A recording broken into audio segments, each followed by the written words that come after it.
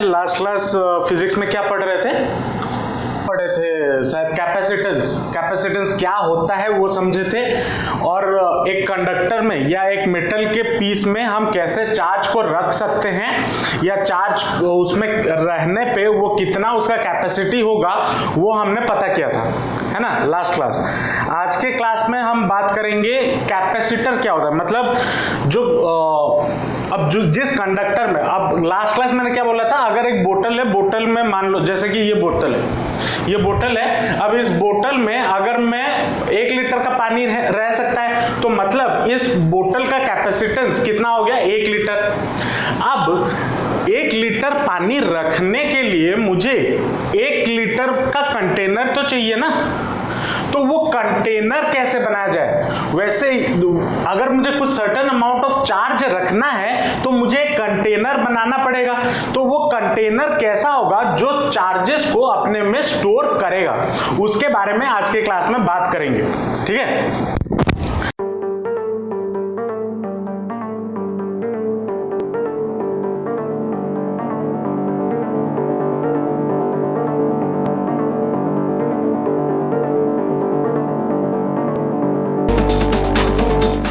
अब देखो, मान लो जैसे अब इसको थोड़ा समझते हैं। मान लो मेरे पास एक छोटा सा मेटल है, कंडक्टर है ये। अब इस पे मैं कंटिन्यूअसली चार्जेस देते हुए जा रहा हूं। अब एक लिमिट होगा ना कि इसमें कितना चार्ज रह सकता है, एक तो लिमिट होगा। अब अगर मैं फिर भी देते हुए जा रहा हूं तो क्या ये उसमें उतना चार्ज रख पाएगा, या हमें जो उतना जितना एनर्जी चाहिए क्या वो एनर्जी हमें दे पाएगा। एनर्जी के बारे में तो वो तो दूसरा बात है, लेकिन क्या वो उतना चार्ज रख पाएगा। अब देखो, मान लो मैंने इस पे 100 चार्जेस दिए, 100 कूलम के चार्ज इस कंडक्टर पे या इस मेटल पे मैंने दिया। अब 100 कूलम का चार्ज दिया, ये रख लिया। फिर जैसे जैसे मैं बढ़ाते जाऊंगा चार्जेस, मान लो 200 कूलम दिया, उसके बाद और 300 कूलम दिया।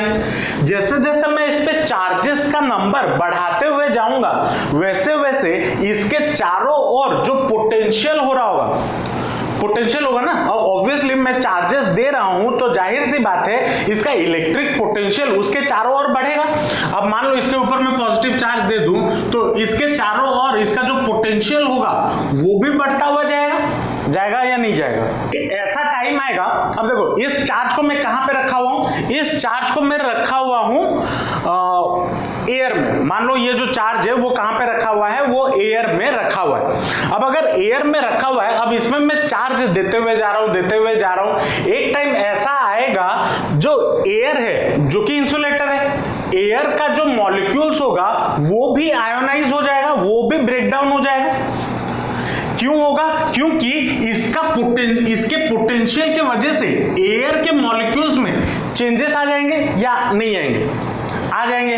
तो यहां पे आ गई दिक्कत हमारे पास कि मैं अनलिमिटेड अमाउंट ऑफ चार्ज को एक कंटेनर में, एक चार्ज या एक कंडक्टर में नहीं रख पा रहा हूं।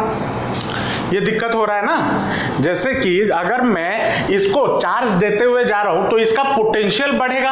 अब अगर पोटेंशियल बढ़ेगा, इसके चारों ओर जो मीडियम होगा, मतलब जो एयर होगा,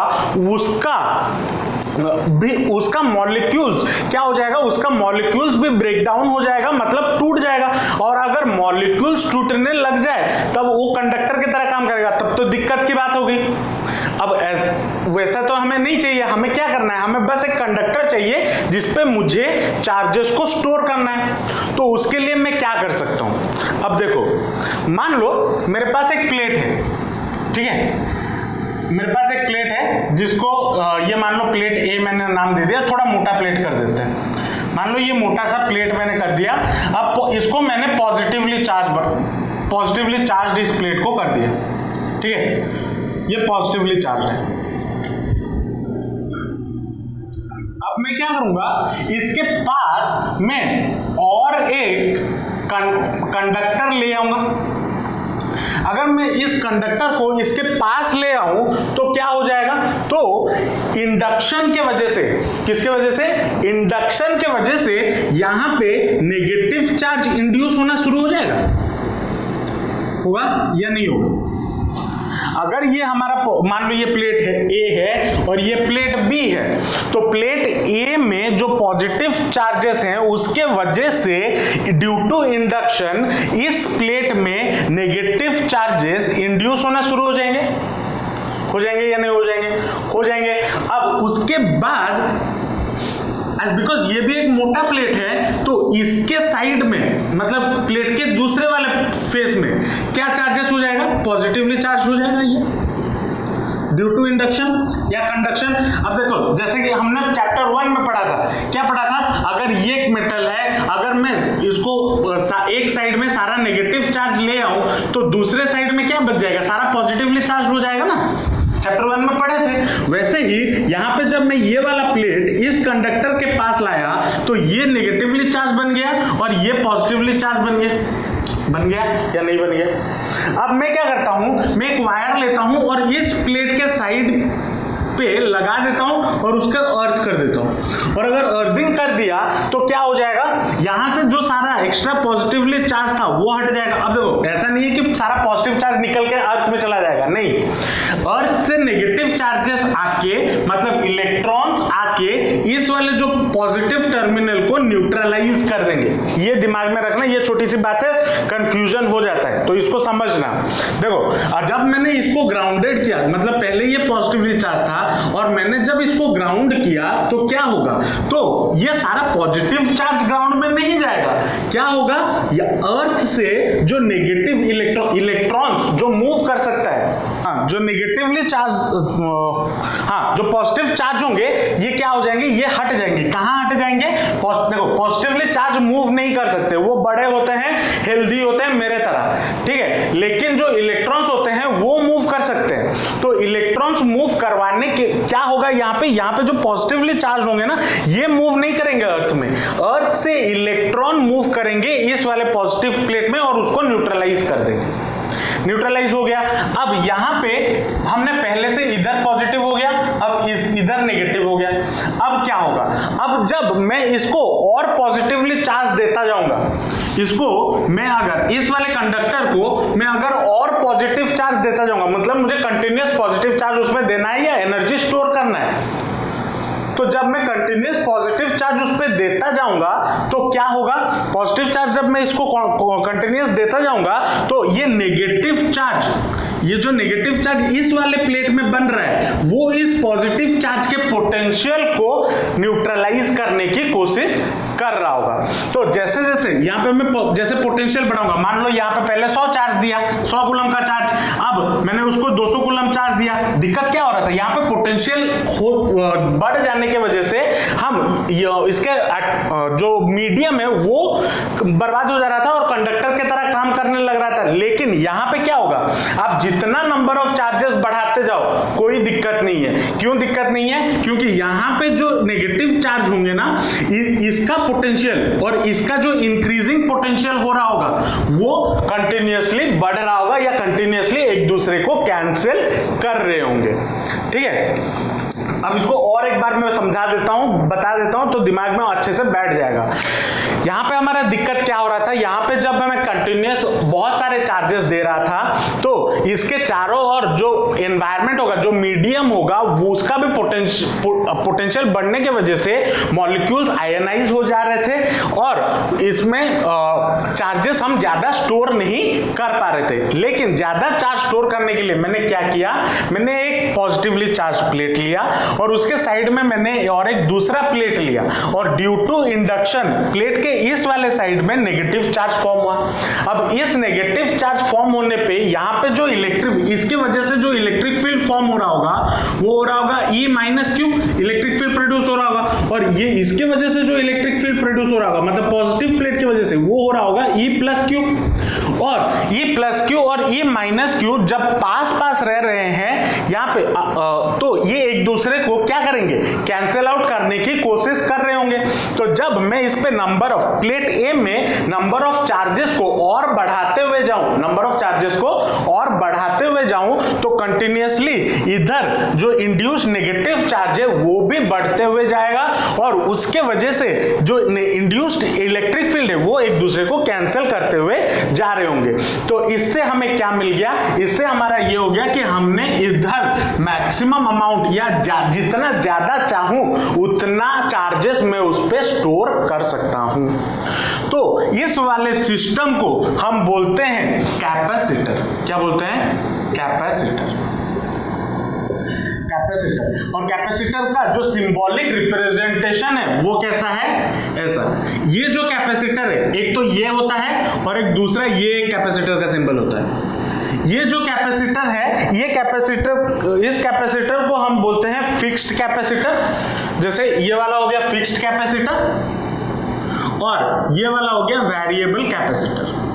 वेरिएबल कैपेसिटर जैसे रजिस्टर में होता था, याद करो, एक रजिस्टर ऐसा होता था, सिंबल, रजिस्टर का सिंबल ये फिक्स्ड होता था।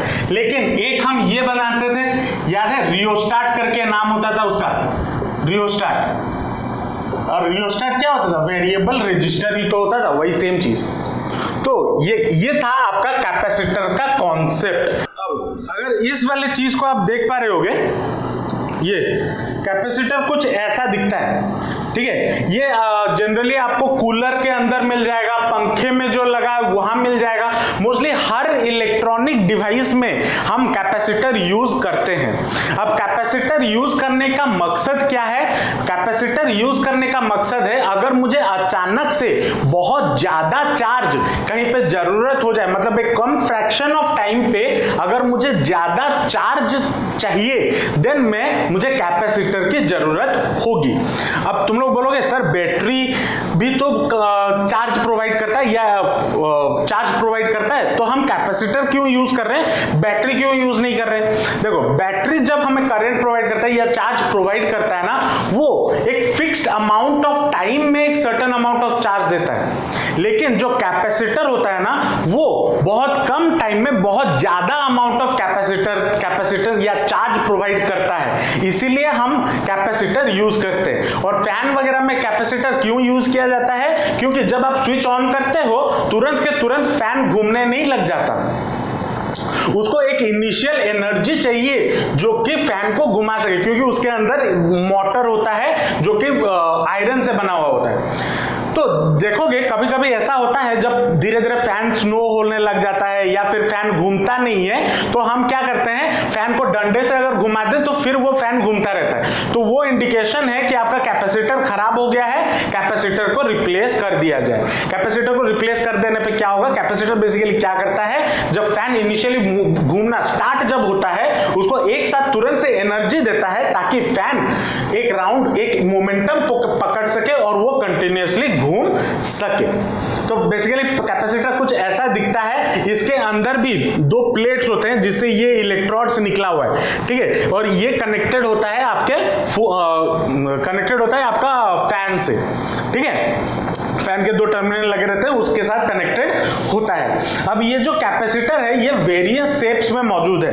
आपके सिलेबस में, चाहे वो सीबीएसई हो चाहे वो आईएससी हो, सिलेबस में सिर्फ पैरेलल प्लेट कैपेसिटर के बारे में जिक्र किया गया है, ठीक है। पैरेलल प्लेट कैपेसिटर के बारे में जिक्र किया गया है। बुक अगर देखोगे आपको स्फेरिकल कैपेसिटर, सिलिंड्रिकल कैपेसिटर, जैसे कि ये एक एग्जांपल है, ये सिलिंड्रिकल कैपेसिटर है। सिलिंड्रिकल कैपेसिटर, स्फेरिकल कैपेसिटर आपके सिलेबस में नहीं है।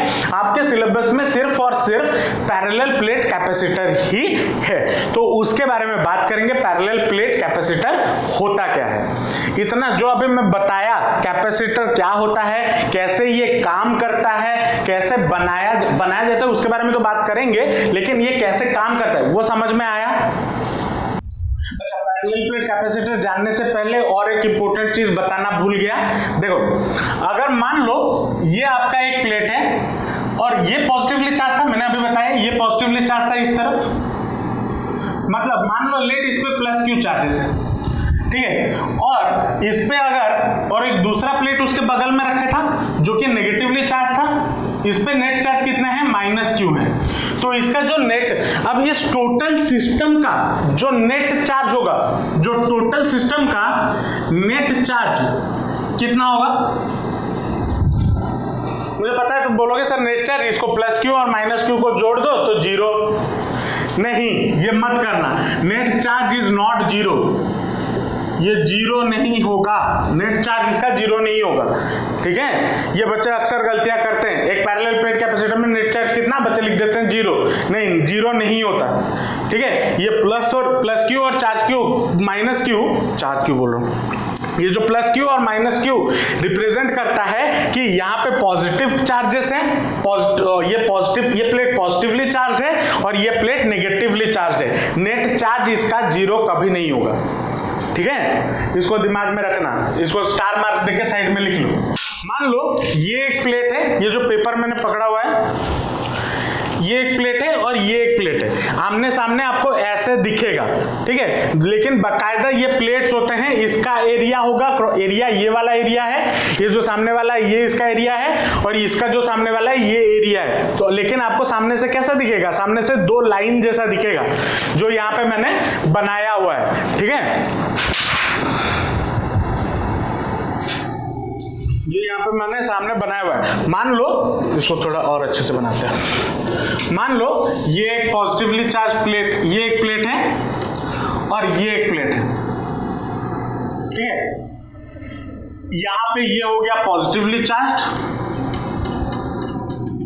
और ये हो गया नेगेटिवली चार्ज। ठीक है, अब इन प्लेट के बीच का जो डिस्टेंस है वो मान लो d है। ठीक है, प्लेट के बीच का जो डिस्टेंस है वो कितना है, d है। ठीक है, और इस पे मैंने कितना चार्जेस दिया हुआ है, इस पे मैंने प्लस क्यू चार्ज दिया हुआ है और इस पे मैंने माइनस क्यू चार्ज दिया हुआ है। ठीक है, इस पे मैंने प्लस क्यू चार्ज दिया हुआ है, इस पे मैंने माइनस क्यू चार्ज दिया हुआ है। इनके बीच में जो डिस्टेंस है वो कितना है, d।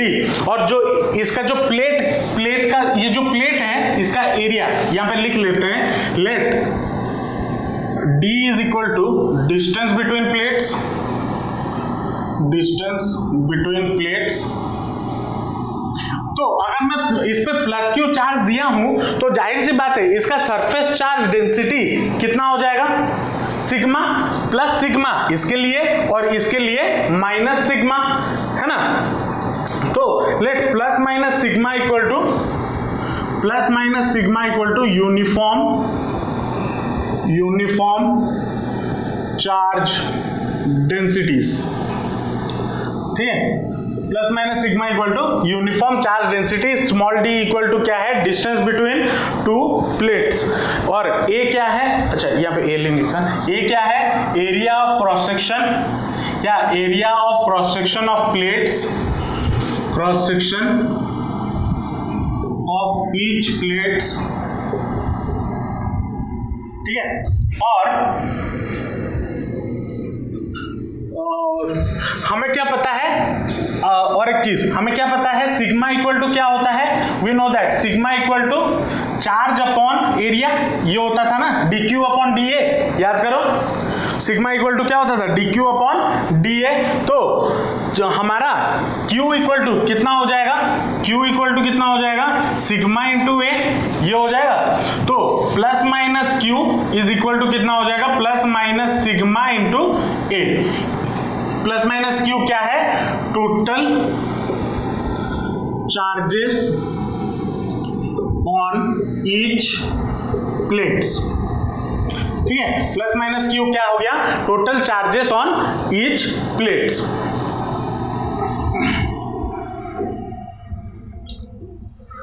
अब यहां पे देखते हैं, यहां पे प्लेट के बाहर ये वाला जो जगह है प्लेट के इस तरफ और इधर प्लेट के इस तरफ इलेक्ट्रिक फील्ड कितना होगा, यहां पे इलेक्ट्रिक फील्ड प्लेट के बाहर इलेक्ट्रिक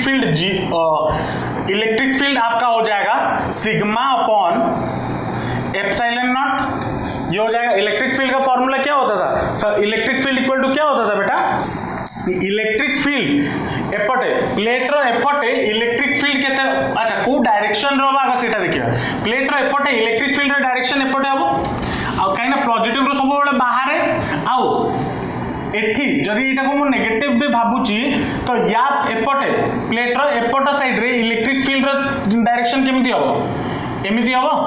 अच्छा एटा जेतु नेगेटिव अछि एपटा जो पॉजिटिव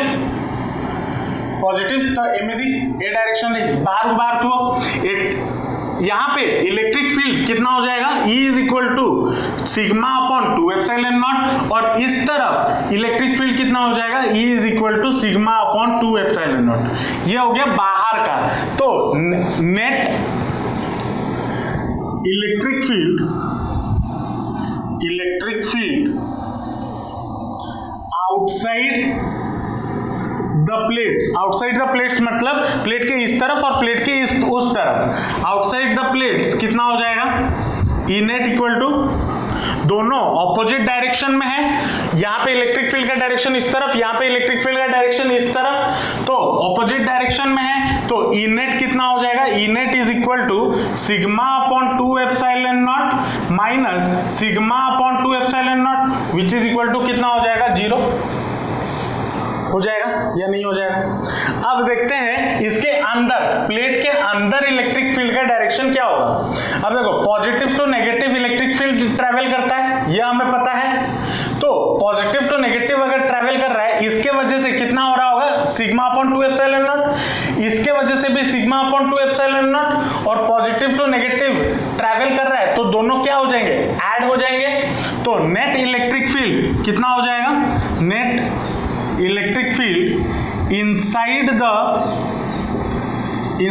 द प्लेट्स कितना हो जाएगा, E net is equal to sigma upon 2 epsilon naught plus sigma upon 2 epsilon naught which is equal to कितना हो जाएगा, सिग्मा अपॉन एप्सिलॉन नॉट। ये तो हमें इलेक्ट्रिक फील्ड मिल गया, इसके अंदर electric field inside the conductor, E inside कितना मिल गया, सिग्मा अपॉन एप्सिलॉन नॉट। इतना समझ में आया।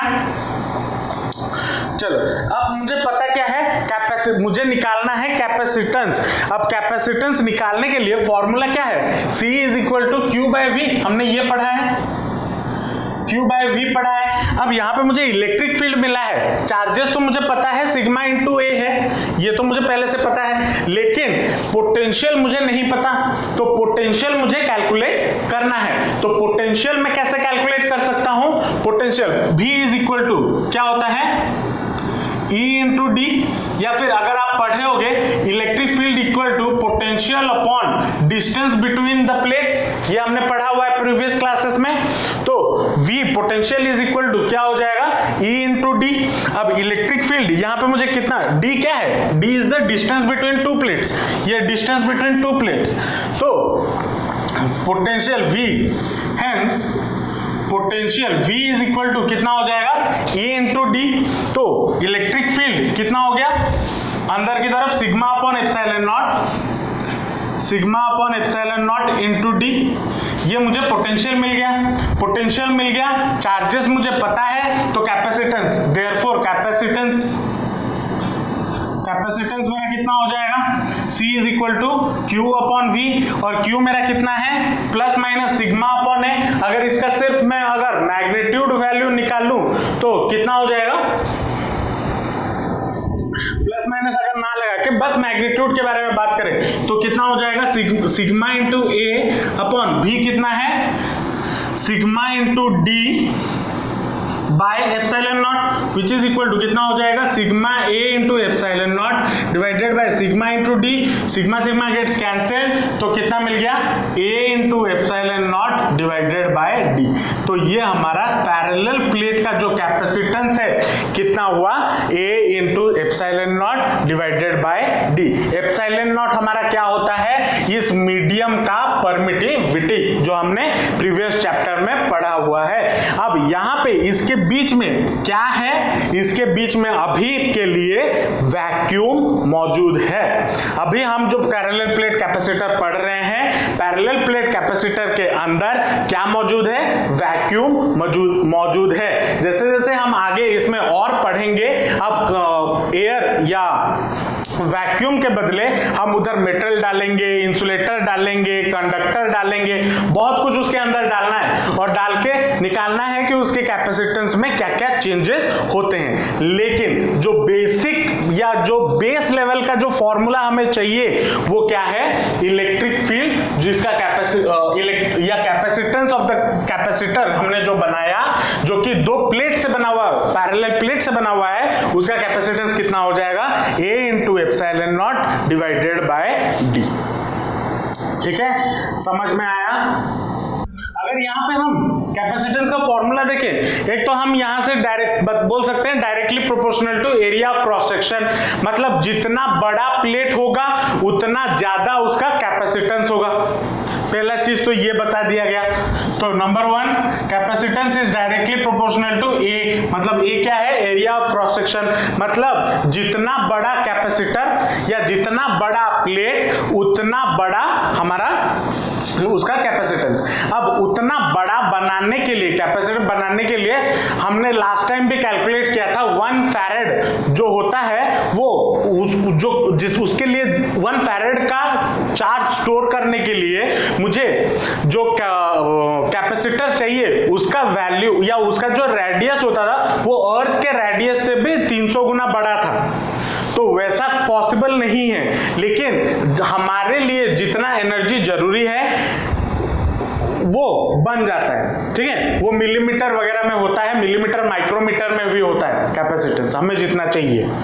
तो पहला चीज क्या है कि वो एरिया ऑफ द कैपेसिटर के साथ डायरेक्टली प्रोपोर्शनल है। दूसरा है permittivity, capacitance is directly proportional to epsilon naught, मतलब परमिटिविटी। अब परमिटिविटी का मतलब कि कैपेसिटर के अंदर क्या मौजूद है, कौन सा इंसुलेटर मौजूद है, कौन सा कंडक्टर मौजूद है, या सिर्फ एयर मौजूद है या फिर वैक्यूम है, क्या है उसके अंदर, उस पे भी डिपेंड करता है। तो जनरली अगर मैं कोई कैपेसिटर बनाना चाहता हूं और उसका कैपेसिटेंस बढ़ाना चाहता हूं, तो मैं ये वाला जो पहला वाला चीज है ना, एरिया बढ़ा देना, वो पॉसिबल नहीं होता, क्योंकि कितना बड़ा हो गया, और बढ़ा भी दिए तो आजकल चीजें जो है वो सब पतला होते जा रहा है। पहले के जमाने में टीवी इतना बड़ा होता था, आजकल इतना पतला पतला टीवी आ रहा है। तो हमें चीजें छोटा करना है, तो कैपेसिटेंस को छोटा करने के लिए मुझे एरिया ऑफ क्रॉस सेक्शन तो मुझे बढ़ाने से प्रॉब्लम है, मैं उसको बढ़ा नहीं सकता। लेकिन मैं अगर उसके अंदर जो मटेरियल डाला जाएगा, अगर उसका परमिटिविटी में चेंजेस कर दूं तो मुझे फायदा हो सकता है। तो परमिटिविटी के उसके बारे में भी बात करेंगे, जब डाइलेक्ट्रिक्स वगैरह के बारे में बात करेंगे आगे बात होगी। लेकिन अभी के लिए ये ध्यान में रखो, कैपेसिटेंस को हम बढ़ा सकते हैं by changing the permittivity of the material present inside the capacitor. और तीसरा चीज है कि उनके बीच का distance, capacitance is inversely proportional to D. अब इनके बीच का डिस्टेंस इनवर्सली प्रोपोर्शनल 1/d। तो अगर मैं इनको जितना पास लाऊंगा, जितना मैं इसको पास रखूंगा, उतना मुझे ज्यादा कैपेसिटेंस मिलेगा। जितना मैं दो प्लेट्स को नजदीक रखूंगा उतना ज्यादा मेरा कैपेसिटेंस होगा। तो इन 3 फैक्टर्स पे पैरेलल प्लेट कैपेसिटर का कैपेसिटेंस डिपेंड करता है। इसको लिख लो, हम 2 क्वेश्चन करते हैं इस पे, जो हमें जनरली पैरेलल प्लेट कैपेसिटर के ऊपर पूछा जाता है, तो कॉन्सेप्ट क्लैरिटी और आ जाएगा। मतलब बेसिकली इस फॉर्मूले के बेसिस पे क्या क्वेश्चन बन सकते हैं उसको जरा देखेंगे, 2 न्यूमेरिकल कर लेंगे तो कॉन्सेप्ट क्लैरिटी और अच्छे से बन जाएगा। तो यहाँ पे कुछ 2 क्वेश्चन मैंने लिखा हुआ है। पहला क्वेश्चन करते हैं। पहला क्वेश्चन क्या बोला है, when 1 × 10⁻12 electrons are transferred from one conductor to another of a capacitor, a potential difference of 10 volt develops between them. Calculate the capacitance of the conductor. चलो, अब कैपेसिटेंस का फॉर्मूला क्या होता है, अभी हमने निकाला C = Q/V, एक फॉर्मूला। तो ये हमें पता है कंडक्टर का कैपेसिटेंस निकालने के लिए, तो C = Q/V। अब मुझे यहाँ पे क्या बोला है, चार्जेस क्या बोला है, when 1 × 10⁻12 electrons are transferred, charges transferred हुआ नहीं बोला है, सिर्फ इलेक्ट्रॉन्स ट्रांसफर हुआ है। और अगर एक प्लेट से दूसरे प्लेट सब इलेक्ट्रॉन ट्रांसफर हुआ है तो जाहिर सी बात है उसमें प्रोटॉन्स में भी चेंजेस होंगे। तो चार्ज इक्वल टू कितना हो जाएगा, Q = हमें पता है Ne होता है, charge is equal to n क्या है, नंबर ऑफ इलेक्ट्रॉन्स, ई क्या होता है, इलेक्ट्रॉन का जो वैल्यू है 1.6 into 10 to the power minus 19, तो कितना हो जाएगा, n हमारा कितना है 1 into 10 to the power 12 into E कितना है 1.6 into 10 to the power minus 19 ना। तो अमाउंट ऑफ चार्ज कितना हो जाएगा 1.6 इंटू 10 टू द पावर कितना 7 माइनस 7 होगा या नहीं होगा। अब यहाँ पे पोटेंशियल V हमें दे दिया गया है, V कितना है 10 वोल्ट, ये गिवन है, V हमें 10 वोल्ट दे दिया गया है। तो कैपेसिटेंस हमारा कितना हो जाएगा, therefore C is equal to कितना 1.6 into 10 to the power minus 7 divided by 10 which is equal to कितना हो जाएगा 1.6 into 10 to the power minus 8, ये हो जाएगा -8। और फैरेड ऐसा यूनिट में सारा निकाला है ना, ये भी कूलम में है, ये भी वोल्ट में है, तो फैरेड। तो हमारा रिक्वायर्ड आंसर कितना हो गया, हमारा रिक्वायर्ड आंसर हो गया 1.6 into 10 to the power minus 8 farad. ठीक है, ये पहला वाला क्वेश्चन हो गया। दूसरे वाले क्वेश्चन पे आते हैं, क्वेश्चन नंबर 2। क्वेश्चन नंबर 2 क्या बोला है, two parallel plate air capacitors have their plate areas 100 and 500 centimetre square, ठीक है, respectively, if they have the same charge and potential and the distance between the plates of the first capacitor is 0.5 mm, what is the distance between the plates of the second capacitor. चलो ठीक है, यहाँ पे capacitor मान लो C1 और C2 दो capacitor है, इसका एरिया A1 हमारा कितना है 100 सेंटीमीटर स्क्वायर और इसका एरिया A2 हमारा कितना है 500 सेंटीमीटर स्क्वायर। अब एरिया इसको हमें कन्वर्ट करना है किसमें, इसको हमें कन्वर्ट करना है SI यूनिट में। तो SI यूनिट में कन्वर्ट करने के लिए मुझे कितना मिल जाएगा, कैपेसिटेंस कितना हो जाएगा, सॉरी कैपेसिटेंस बोल रहा हूं, सेंटीमीटर में है ना,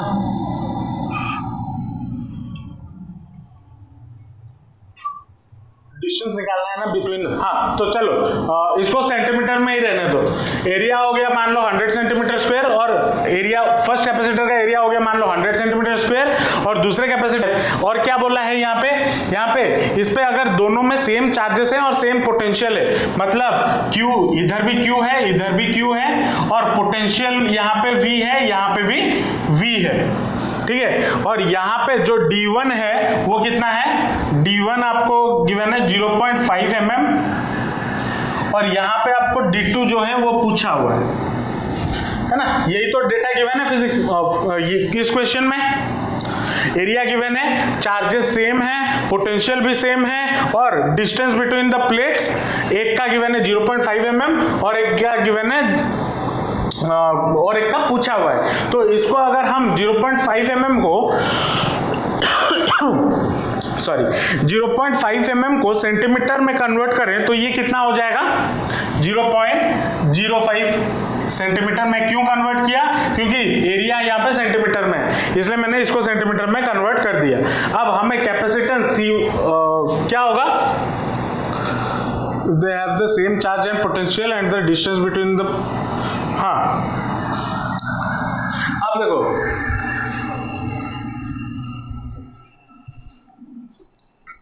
यहाँ पे देखो क्या होगा, यहाँ पे हमें क्या बोला है, दोनों में सेम चार्जेस हैं और दोनों में सेम पोटेंशियल है। अगर सेम चार्जेस हैं और सेम पोटेंशियल है, हमें क्या पता है formula C is equal to Q by V, तो C1 मेरा कितना हो जाएगा, C1 equal to Q by V और C2 इज इक्वल टू कितना हो जाएगा Q बाई V, क्योंकि चार्ज और पोटेंशियल तो सेम है।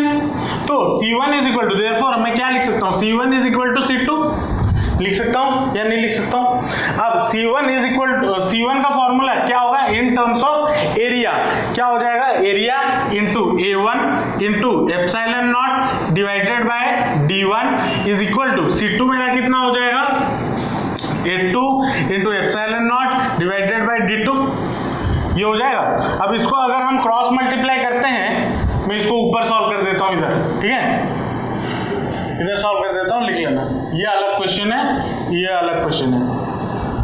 तो क्रॉस मल्टी d2 अगर कैलकुलेट करना चाहें तो d2 इज इक्वल टू कितना हो जाएगा, ये इस तरफ आ जाएगा, A2 इंटू एप्सिलॉन नॉट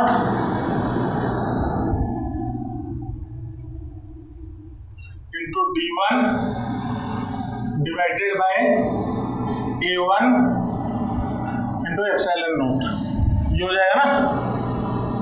हाँ, तो A2 हमारा कितना गिवन है, 500 into epsilon naught gets cancel, तो D1 कितना गिवन है, 0.05 डिवाइडेड बाय एरिया कितना गिवन है, A1 100, ये गिवन है।